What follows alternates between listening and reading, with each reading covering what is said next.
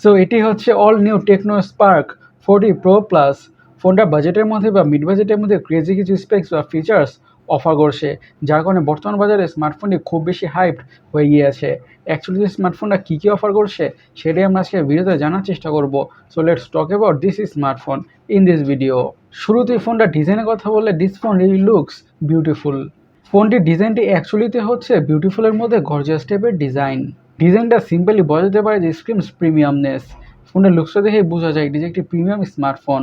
আমাদের কাছে পার্সোনালি এই ফোনের ডিজাইনটা খুবই বেশি ভালো লেগেছে।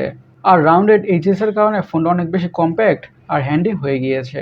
এখন ফোনটা ডিসপ্লেটা কিনে কথা বলা যাক। ডিসপ্লেটা হচ্ছে 6.7 ইঞ্চের full HD plus AMOLED display with 1 billion কালারের সাপোর্ট। আরও থাকছে 144 হার্জ, ইয়েস ফ্রিকিং 144 হার্জের রিফ্রেশ রেট। আচ্ছা, এই প্যান্ডাতে যে কোনো ধরনের YouTube videos, movies, series anything দেখে খুবই ভালোভাবে এনজয় করা যাবে। আর 144 হার্জ রিফ্রেশ রেট থাকার কারণে স্ক্রোলিং করে, ব্রাউজিং করে বা গেমিং করে যে কোনো ধরনের টাস্কে পারফর্ম করে ক্রেজি লেভেলের স্মুথনেস আর ফিল তো পাওয়া যাবেই।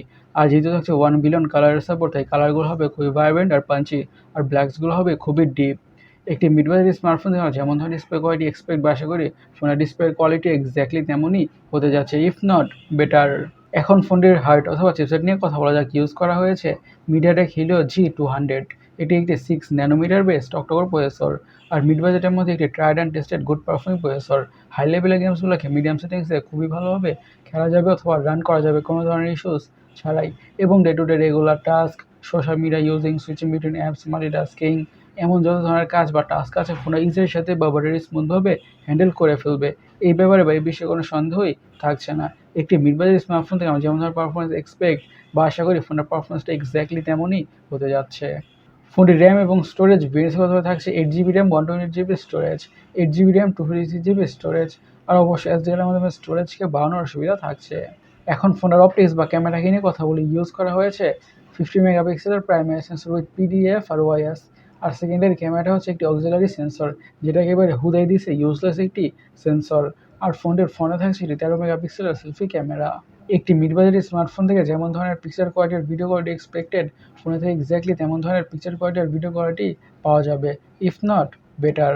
আর আমাদের অবশ্যই ফোনটার পিকচার কোয়ালিটি থেকে এবং ভিডিও কোয়ালিটি থেকে একেবারে ডিসঅ্যাপয়েন্টেড হতে হবে না। টেকনো ইন জেনারেলি মিড বাজেটের মধ্যে খুবই ভালো কোয়ালিটির পিকচার আর ভিডিওসই প্রোভাইড করে থাকে। ফোনটি দেওয়া থাকছে ডুয়াল স্টেরিও স্পিকার্স। সিকিউরিটির কথা বলে ইউজ করা হয়েছে আনাডিস পপুলার ফিঙ্গারপ্রিন্ট সেন্সর। এখন ফোনটির ব্যাটারি নিয়ে কথা বলা যাক। পুরো ফোনকে পাওয়ার করছে 5200 এমএএচের ব্যাটারি উইথ 45 ওয়াটের ফাস্ট চার্জিংয়ের সাপোর্ট। এই 5200 এমএএচের ব্যাটারি থেকে ফোনটাকে মিডিয়ামভাবে ইউজ করলে খুব ইজিলি 2 থেকে আড়াই দিনে ব্যাটারি তো পাওয়া যাবেই। আর সাথে থাকা 45 ওয়াটের ফাস্ট চার্জার দিয়ে ফোনটা ঠিকঠাক দ্রুতভাবে ফুল চার্জ হয়ে যাবে। এখন ফোনের দামটাকে নিয়ে অথবা প্রাইসটাকে নিয়ে কথা বলি। ফোনের দাম রাখা হয়েছে 180 ইউরো, যেটিকে বাংলাদেশে কনভার্ট করে অলমোস্ট 25,800 টাকার আশেপাশে হয়। এই প্রাইসের স্মার্টফোনে কিন্তু খুবই একটি গুড ডিল। গাইস, আপনাদের কাছে স্মার্টফোনটা কেমন লেগেছে অবশ্যই আমাদের কমেন্ট সেকশনে কমেন্ট করে জানাবেন। আর আমাদের আজকের ভিডিওটি এই পর্যন্তই। আমি সৈকত, সাইনিং আউট।